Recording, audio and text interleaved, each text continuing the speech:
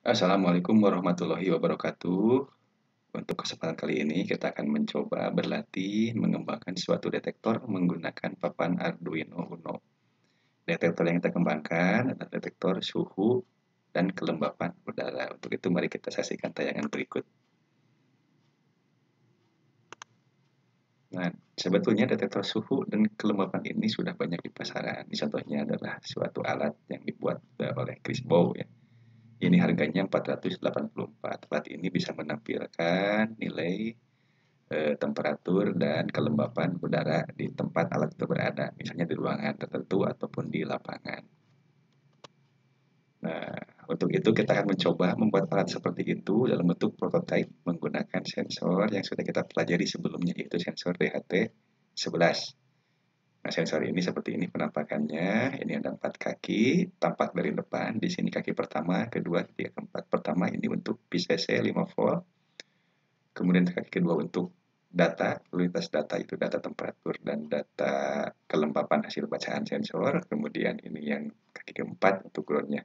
Sementara kaki ketiganya tidak kita pakai. Sehingga ada juga yang mengembangkan DHT11 dengan rangkaian siap jadi 3 kaki. Yaitu kaki ketiganya tidak dipasang di sini. Dari 4 kaki menjadi 3 kaki. Nah, di dalam sensor ini terdapat resistor dengan tipe NTC, yaitu negatif temperatur koefisien, yaitu resistor yang nilai hambatannya berubah secara terbalik terhadap perubahan suhu. Jadi kalau suhunya naik, hambatannya berkurang. Kalau suhunya turun, hambatannya meningkat. Nah, sifat ini yang kita gunakan untuk mendeteksi perubahan suhu. Selain itu juga ada alat berupa sensor kelembapan, berupa membran di dalam kotak sensor ini yang bisa ditembus oleh uap air di udara. Bacaannya akan mempengaruhi sifat resistivitasnya yang ada di dalam sensor kelembapan ini. Nah, hasil bacaan kedua nilai suhu dan kelembapan ini akan diolah menggunakan IC controller. Di dalamnya terdapat IC yang dapat mengeluarkan output data dalam bentuk single wire bidireksional. Jadi dengan menggunakan satu jalur kabel bisa mengirimkan dua jenis data. Ini tampaknya kalau dibuka seperti ini selaputnya, ini juga ada NTC-nya. Nah, di sini sudah build up ada IC untuk pengaturan pengiriman datanya. Ini apa namanya? Spesifikasinya. Jadi resolusi pengukurannya 16 bit, kemudian DC powernya 3,5 sampai 5,5 volt. Jadi lebih efektif kalau kita menggunakan suplai tegangan dari output Arduino-nya 5 volt saja. Kalau 3,3 itu agak kurang dari 3,5. Akurasinya pada suhu 25 derajat untuk kelembapannya itu plus minus 5%.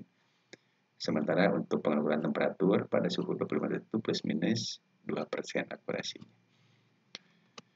Nah, ini konektivitasnya, ini 3 jenis, ini DHT22, DHT11, DHT11 yang tipe pertama ini yang 3 kaki.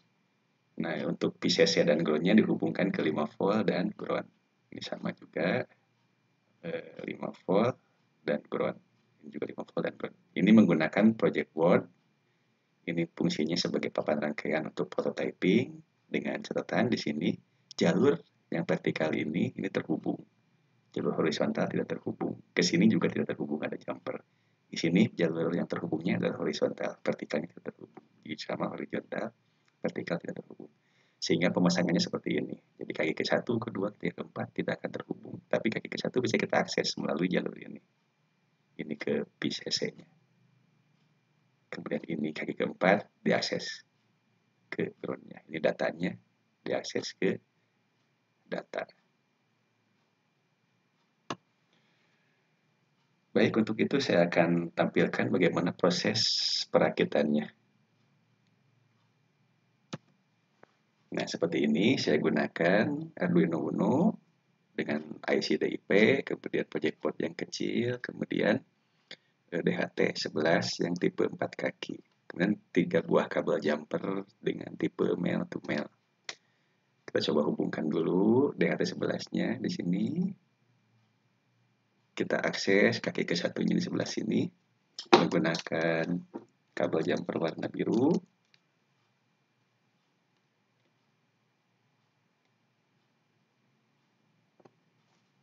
dihubungkan ke PCC 1, 2, 3, 4, lubang keempat di sini. Kemudian groundnya ada di kaki keempat sensor,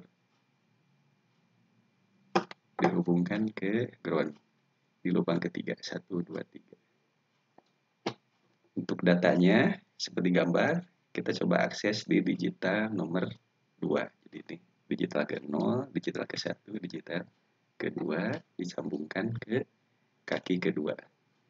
Untuk kaki ketiga sensor tidak dihubungkan ke manapun. Kemudian kita hubungkan papan Arduino-nya ke komputer atau ke laptop.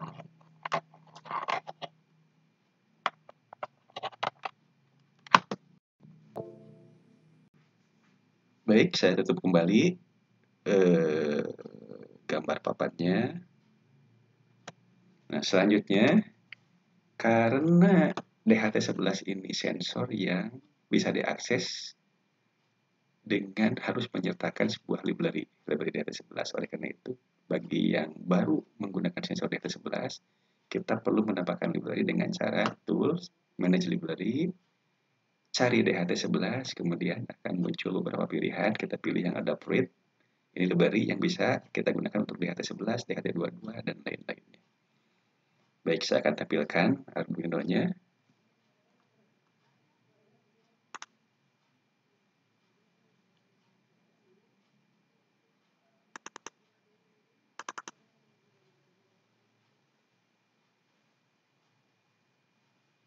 Nah, tadi perlu kita akses dulu library-nya.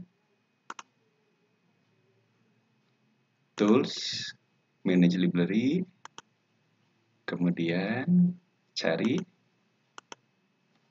DHT11. Maka akan muncul. Nah, ini saya pilih yang ada fluid, ini sudah terinstall. Bagi Bapak Ibu yang belum terinstall, silakan diinstal sampai selesai, kemudian di close.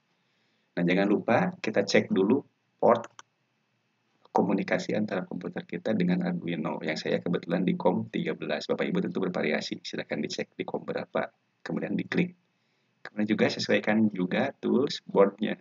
Boardnya menggunakan Arduino Uno, tidak menggunakan papan yang lain. Kalau menggunakan papan yang lain tinggal disesuaikan. Misalnya menggunakan Arduino Yun, silakan gunakan Arduino. Kita menggunakan Arduino Uno. Oke. Setelah itu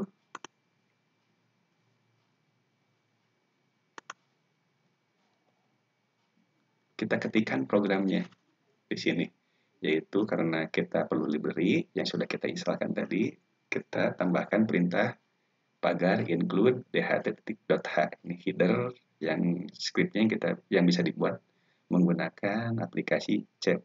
Kita bisa edit juga library sebetulnya. Nah, ini perintah untuk memanggil library DHT11. Kemudian ini ada perintah DHT. DHT ini adalah untuk menginisiasi, memberikan informasi bahwa kita akan mengaktifkan library DHT ini untuk mengakses sensor DHT11, ini jenis sensornya, pada pin nomor 2, pin digital nomor 2. Kemudian ini perintah point setup-nya, ini perintah serial begin, itu untuk membuka komunikasi antara papan Arduino dengan monitor komputer kita. Serial titik begin 9600, ini bitrate-nya 9600. Kemudian ini perintah untuk memulai mengaktifkan pembacaan DHT11. Kemudian point loop-nya ini perintah yang berulangnya, ini sketch utamanya ini adalah untuk membaca dan menampilkan hasil bacaannya di monitor. Pertama dibuat dulu variabelnya, variabel kelembapan udara dan variabel suhu dengan nama variabel kelembapan dan suhu dengan tipe datanya float. Kelembapan ini nilainya diambil dari hasil bacaan, read humidity DHT, hasil bacaan sensornya. Untuk suhu pun sama, hasil bacaan temperaturnya. Nah, nanti hasil bacaan ini belum kita lihat, akan terlihat kalau kita hubungkan ke monitor komputer. Jadi serial print, cetak di monitor komputer, tulisan kelembapan. Dan nilainya, kelembapan titik 2, nilainya nilai kelembapan ini, variabel kelembapan. Ini untuk spasinya, cetak lagi tulisan suhu titik 2, nanti hasilnya nilai suhu. Dari sini delay 1000, artinya ada waktu 1 detik. Jadi datanya itu akan terupdate setiap 1 detik sekali, menampilkan data terbaru setiap 1 detik. Kalau ingin menampilkan datanya itu setiap 5 detik, tinggal delay 5000. kemudian dicek hasilnya. Baik, kita coba dulu. Di sini sudah terketik sketch sesuai dengan yang ditayangkan di PowerPoint-nya. Kemudian kita verify atau compile apakah ada kesalahan.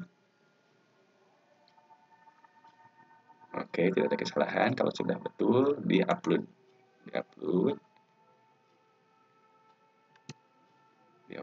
Nah, di papan ini sudah, di IC ini sudah terisi program yang baru, yaitu program untuk bacaan temperatur dan kelembapan udara.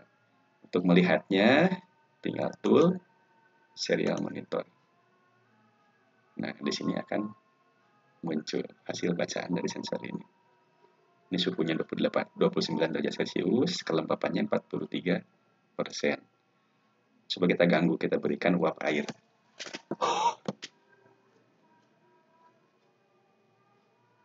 Nah, naik, kelembapannya naik menjadi 44.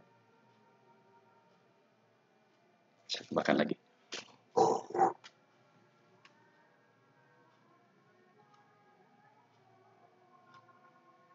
Ya, naik 45 kelembapannya, suhunya 29.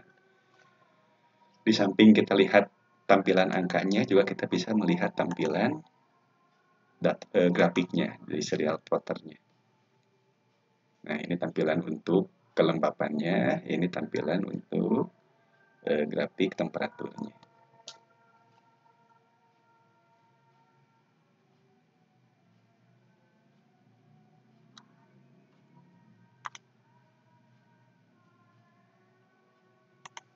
Baik, ini hasil pengujian sudah selesai. Maka kita sudah berhasil untuk membuat suatu piranti sederhana berupa detektor suhu dan kelembapan udara menggunakan sensor DHT11 dengan prosesornya Atmega 328P. Outputnya dikirim melalui serial monitor komputer kita. Baik, selamat mencoba Pak Ibu. Terima kasih. Assalamualaikum warahmatullahi wabarakatuh.